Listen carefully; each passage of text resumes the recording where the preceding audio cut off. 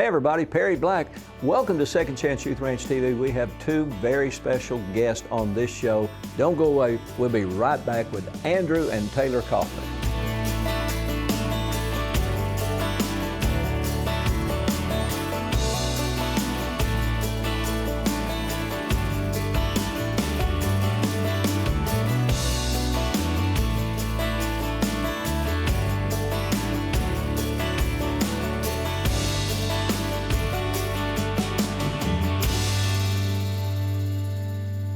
Welcome to Second Chance Youth Ranch TV. I'm Perry Black, and this is our 7th season to be on Victory Television Network, declaring we are here to help solve the crisis in foster care in Arkansas. And we want to thank Pastor and Jeannie Caldwell for letting us partner with Victory Television Network and our dear friend Jim Grant, the president of VTN.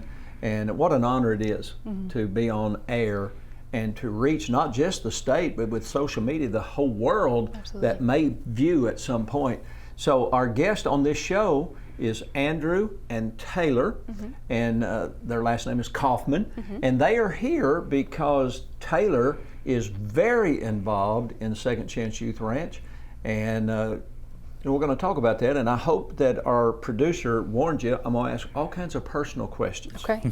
Because what people tell us that watch the show, all 4 or 5 of them, actually #1 show in its time slot, thank the Lord for getting the word out, because more people watch, tell other people, not necessarily to watch the show, but to get involved in solving the crisis in the state of Arkansas. And it's a national crisis.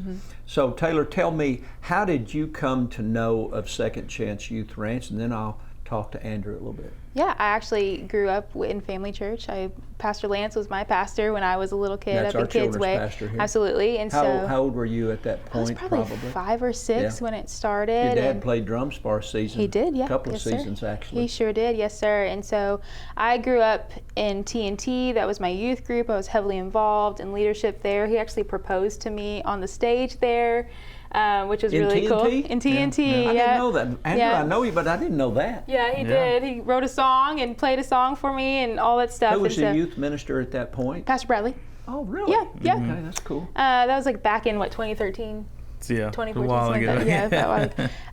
And so the grown-up kids that we call now were my friends. They were. It was really important to me. I remember Rachel and Billy being out there when going to camp with them. Like they were just, a part of the mission. And so for a season, we were in St. Louis doing ministry, and that season ended, and the Lord just told me to reach out to Rachel and see if she needed, assistance with whatever I was doing. So I sent her my resume, and she calls me like 10 minutes later and was like, let's talk. Yeah. And so we moved back. God called us back to Arkansas, and we're here. That was December of 2023. 2020, yeah. Yep. And so we've been here almost 2 years. Yeah, 2 years. And so we're coming up on 3 years. 3 years, almost 3 years. Yeah. So I started working, and then when you work in foster care, you can't see the need and not try to meet it. And so we had an extra room, and we said, we got to help with the mission. We got to do what we can. We have 1 bed, but that's what we're going to do. And so we decided to open as Therapeutic Foster Parents. Technically, are you a Bryant girl? Is that where you went to school? I am a Benton girl. Well, I know. The 3 Bs, Benton, Bauxite, and Yes, Bryant. absolutely. So, Andrew, what about you? Are you a local guy? No, I'm not. Grew up in Tennessee, and actually that's how me and Taylor met, was through her sister who lived in Tennessee. And then what part? Nashville or somewhere? A little north of Nashville, Clarksville, Tennessee. So it's connected to Fort Campbell, Kentucky, for the military base there. And so why the military was? So my dad, he was in the military, so he served over 25 years, Special Forces, and so Army. Army. I'm an Army guy. Yeah. And so because it was Special Forces, there's only a limited amount of bases. So I don't have the typical Army brat kind of story where I didn't travel anywhere really. I grew up in right on Clarksville and Fort Campbell, Kentucky, in that area. And how did you make your way to TNT and did you meet Taylor at TNT? So her sister lives in Tennessee, was on the worship team at the church I was the worship pastor at, and she kind of introduced me and Taylor about I know this great gal and you should talk to her, and so we started off long distance, and then pretty much through getting to know each other, I was able to work with Pastor Bradley and actually set up a big proposal here at the TNT building. And Well, do y'all have pictures of that? I believe so. We could probably get you some. All right, get us some pictures. Yeah. Get them over to production here. We might slide that in here because I didn't realize that that y'all did that. That is pretty cool.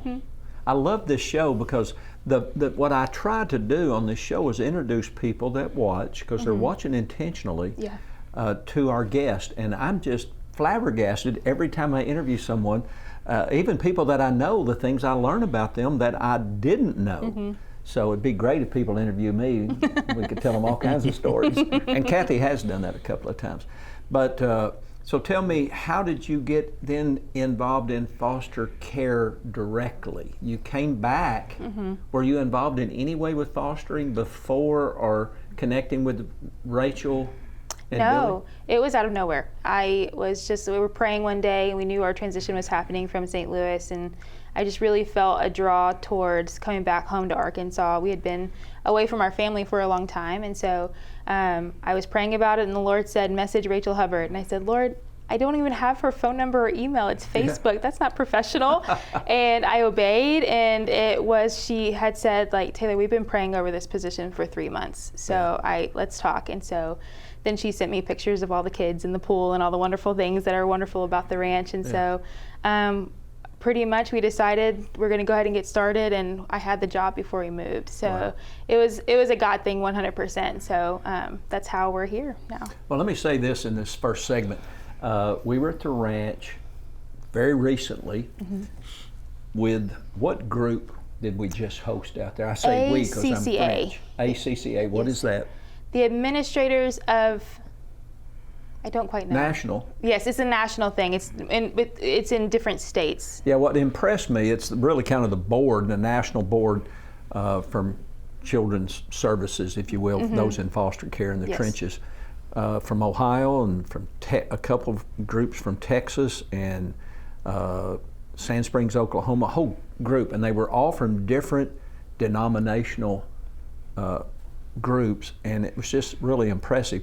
And I'm just going to say this, and I want it on camera, and then you can tell Rachel I said it. Okay. I was impressed with you and Liz. I mean, Billy and I are good buddies, and Rachel, I love her and the whole family, but I don't get to see y'all in action much. And when I got home, I told my wife, I said, our ranch staff is awesome. And I mentioned you and your presentation, and she said, well, what did they do? And I said, well, Taylor talked for a bit and shared the values that we have, and then Liz shared a little bit and what she does in her role, and then Rachel came up and shared. And I said, I was so moved with the hospitality, y'all sharing our values and what we do and why we do it. And it's just a blessing. And to see that group visit us and be inspired by us. And our goal is to inspire you on this show so that you won't be an observer, but you'll be an active participant. So stay tuned, and we'll be right back. A mission field around you is filled with young hearts needing a forever family. And at Second Chance Youth Ranch, our team is committed to providing healthy, stable, loving homes and families to hurting children in the Arkansas foster care system and those up for adoption. Please contact us if you feel the tug at your heart to help foster or adopt, and find out the steps you could take to help fulfill a child's lifelong dream. Maybe you can't foster or adopt, but you could help. The need for thousands of children in the system is staggering. But with the help of faithful partners and business alliances, we are meeting those needs right now. Would you help us make a difference? Every gift, regardless of size, impacts a child's life directly and helps provide for a home in the gap right now. Visit the Second Chance Youth Ranch website at 2CYR.org. to read more, watch the stories, and to make a contribution for a hurting child's care. Monthly partners are needed, so please contact us right away. And as you partner with this ministry, you are partnering with the Heavenly Father that has promised to be Father to the fatherless. God bless you for helping Second Chance Youth Ranch. Welcome back to Second Chance Youth Ranch TV. Our special guest, Andrew and Taylor Kauffman. Taylor grew up going to this church. Andrew was in Tennessee, and you moved there for a season because of your sister, and y'all met, and the next thing you know, you're back here in Arkansas in TNT, teens and 20s, and Andrew proposed. I started to say he opposed you. He proposed to you, and you accepted. How long ago was that? Ooh, we've been married 11 years. Yeah. So probably like 12-ish years ago. Wow. Yeah. Wow, that's amazing to me. And so how's it going, Andrew? You Going doing great. what you're told? Yeah, it's going great. I love it. I do whatever I want to as long as Janet agrees. And so you guys have been involved, and a couple of years ago, you contacted Rachel, felt impressed to contact Rachel. She said, hey, I got back with you almost immediately. Absolutely. And so what is your responsibility now? So I'm the director's assistant, and I'm a referral coordinator as well. So when the intakes come in from DHS, I get together with... All right, that's lingo. Sorry. What's an intake? An intake is when a child comes into care when they're removed from an unsafe situation in their home. And DCFS contacts us Yes. and says we have a group of 10 or a group of 5 or a child. Yes. And they put in what we call as a referral.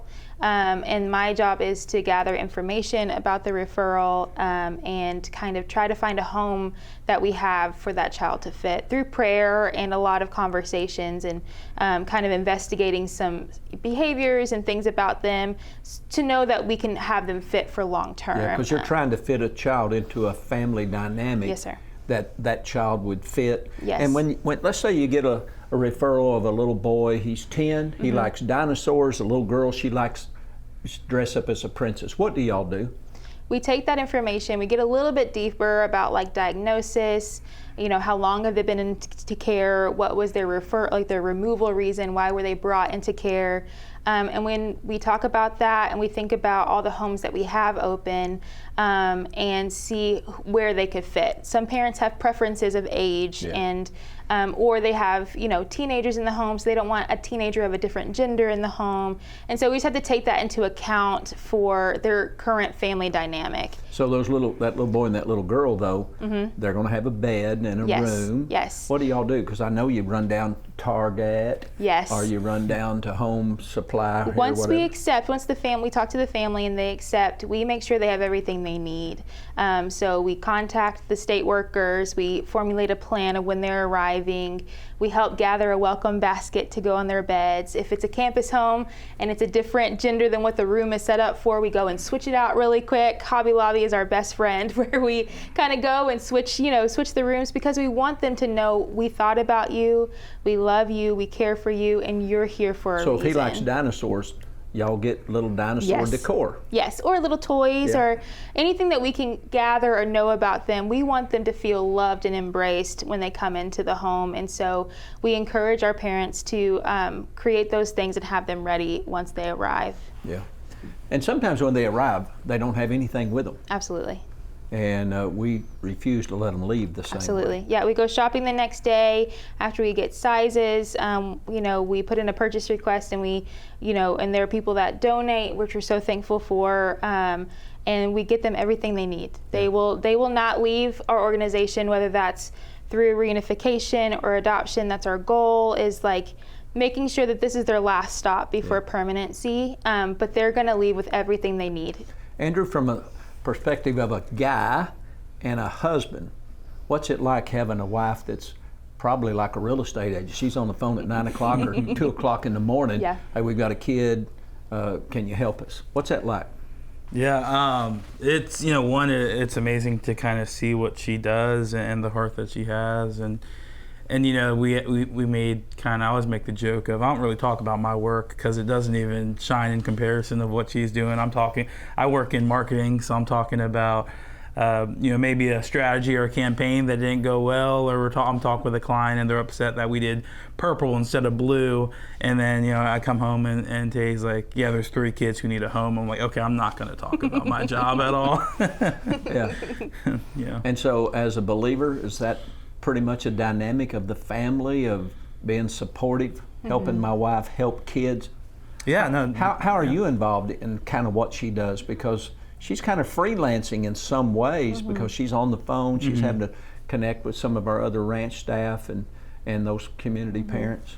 Yeah, there's definitely days where if she is busy and supporting, other kids who are in need. I mean, me as a father, we have 2 kids of our own. It's at that point, it's like, yeah, I'm going to take them out for dinner. I'm going to cook dinner tonight. Make sure things are freed up to where she can focus on kind of that ministry. I just picked up on something. You mentioned that you assist Rachel, assistant to the director. Yes, sir. Your other title and function is? Referral coordinator. And what else do you do? Are you a therapeutic foster home? Yes. And he just mentioned 2 children of your own. Is there more than 2 children in the house? No, our daughter, she's been in our family for 2 years now. Has her own road of her time in care, and it's still going, but we definitely just refer to her as Can our you tell me the kid. difference between what we would call a typical foster home and a therapeutic foster home? Yeah, so a TFC home has a higher level of training and a higher level of expectation, because we take in kids who have higher needs. So that might be medical needs, that might be like a feeding tube or something medical that you may need a higher level of training or responsibility for. It could be developmental needs such as autism, or it could be just kids who have had a really traumatic history to where their behaviors are beyond what a typical family structure may be able to handle. And so we give a little bit more training for that. And how old are your children? Our son is 10 and our daughter is almost 5. Is your son a birth son? Yes. And your daughter is a bonus daughter? Bonus daughter, yeah. And so people are watching right here. It's sometime after 11 p.m. at night, and they're going, that couple is so wonderful. They're just perfect. I wish I could do something like that. Can they? Absolutely. How could they? They're so busy. They've got kids of their own. They have a job. What's really beautiful to see the dynamic of our community homes and being on the backside of the work and doing the work is that there are real people who work 40 hours a week that just manage to do it. But it also is because of the excellent level of care we give our families.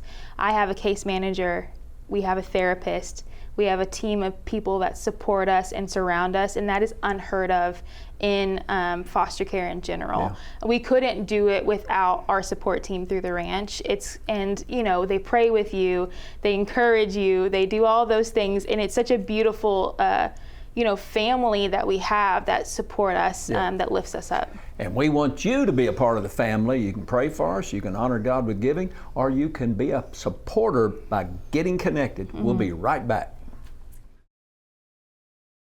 When I grow up, I want to be Sonic the Hedgehog. That'd be cool. What would you do if you were Sonic? Run, jump, and spin dash. So, what are we gonna do after? My name is Christian. I'm 11 years old. I like to ride bikes, and I like to play with scooters. My favorite part about school is science. My other favorite part at school is math, and my other one is reading. If I had $1 million, I would go to the store and let people get some food and something. Could you just chilling, hanging out? Okay, but give me that good Christian smile right here. Look at me. Now laugh. Do that funny laugh that you were doing. I want to be adopted by a nice family that loves me and I love them. I'm a good person. I'm kind and I am lovable, and family is a good family that take care of us.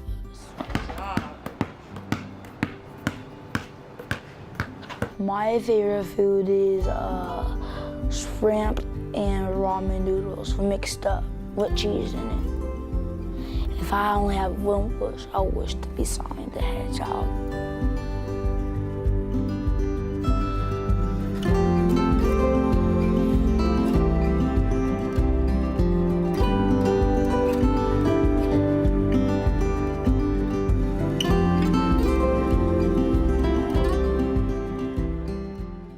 Hey, welcome back to Second Chance Youth Ranch TV.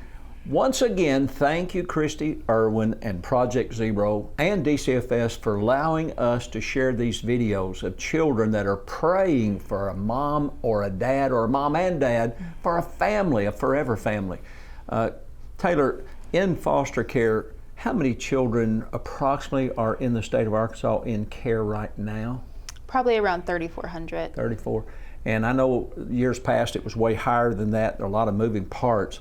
And how many children do we currently have in care under the supervision of Second Chance Youth Ranch? Around 92. Around 92, and just a few months ago we had 96. Yes. We'll hopefully, producer will interject the new house that we're finishing. My goal is to dedicate that house the week of my 53rd Christian birthday, which will be the 26th of October. So that week, I'm hoping to be able to get everything finished and do a ribbon cutting and celebrating my new birth and bring in 6 more children. That's amazing. We believe Yes, that sir. by the end of 2025, we'll have over 100 children in our care. And it's because of people like you and Andrew that are really out there in the trenches, that are really loving on our staff, our supporters, and all the kids. What a awesome thing. December 2025, we'll be celebrating 20 years with young people in our care. Back in the early days, they were teenagers, and we mentioned that earlier. That can be a challenge. And now, for the past several years, it's sibling groups. And we sometimes get a sibling group of 10. 12 was 12? our biggest, yeah. Sometimes a sibling group of 2. In a previous show, someone said they had a child that was a month old, teenagers. And so there's a place for you that are watching. There's a place for you to connect. And everybody can't foster, and everybody can't mentor, and everybody can't do everything, but everybody can do one thing. Paul said, this one thing I do. And too many people do 100 things and don't do it well. If you do one thing, and one thing you could do, I know you can do, is you can pray for us. Absolutely. Prayer moves mountains, and there's a mountain of need in fostering. Andrew, what would you say to anybody you're not directly involved out here in the field on a daily basis? You have a professional job, but you're a foster dad and you're a dad. I don't even like the word foster dad. He's a bonus dad. He's loving kids on purpose, you know. So what would you say to anybody that's watching and they got 101 reasons why they're too busy, can't do it, get too attached? What would you say? How do you deal with that? Yeah, you know, I think a lot of times everyone, right, all of humanity, we always use we, but at the end of the day, it's a me thing, right? I mean, I need to take ownership. If I want to see the change, then I need to, put my hands to the plow. And yes, there's sacrifice. Yes, there's per se inconvenience. But at the end of the day, though, we're also talking about a human life. Yeah. And that's at the end of the day what I care about. And I think that's what when we get to the heart of it, everyone does care about it. But again, it starts with a me, not a we. I think everyone's waiting for someone else to take the charge. But at the end of the day, I sure wish somebody'd solve this problem. Yeah. You are somebody. Yeah. What would be an obstacle that somebody might be facing, or you have faced, that they need to just kind of work their way through it? You got to take one step, don't you? You can't get to the top of the staircase till you take the first step at the bottom. Yeah, I think the common thing, and even me and Tay talked about it when we were first taking this journey, is what's it look like if I get too attached? Or that's been a very common theme, and even when I talk to people about it, that's what the number one thing kind of comes up. But at the end of the day, I mean, it might only be for a season, it could be for forever, but during that season, it's life-changing, right? Yeah. And so it's kind of like looking at someone and going, you know, they're asking for water and they're dying of thirst. And it's like, well, I can only provide 1 day of water. Well, I would rather provide 1 day of water than just go, you know what, since I can only commit to 1 day, I'm not going to help them out at all. And so I think when you change that perspective, it really changes, you know, what you're doing. Yeah, when my mom and dad, my mom specifically, opened our home up in Jonesboro for the first foster children, we got 4 boys, and the youngest was named Dennis. They called him Dinky. He's 5. The others were the same age as my brother Paul, my brother Pat, and myself. And then on November 13th, a little girl was born. And on about the 13th of November is also my birthday, we named this little girl Tina Marie. She came to us 3 days old on the 17th. And we got pretty attached to that little baby. And when she was adopted, my mother and the caseworker from DCFS brought her to her new parents in Little Rock. And when Mom got home, my sister Paula, who's 3 years older than me, she was crying. She laying on the bed crying. And Mama went in there and said, Paula Jean, we had an agreement that we could only keep babies if we would not do this, and we've got to let them go to their family. And she said, so girl, I want you to dry your eyes. Those 5 children are the first of well over 110 kids that my mother took care of. So yeah, you get attached. Yeah. But doesn't Tina Marie deserve that? Doesn't your precious little one deserve that? Absolutely. Every child deserves to be loved, and some parents don't know how. I say my daddy really didn't know how to love us. He just did the best he could. But the kids deserve that. Absolutely. And the one thing fostering does is we love you on purpose.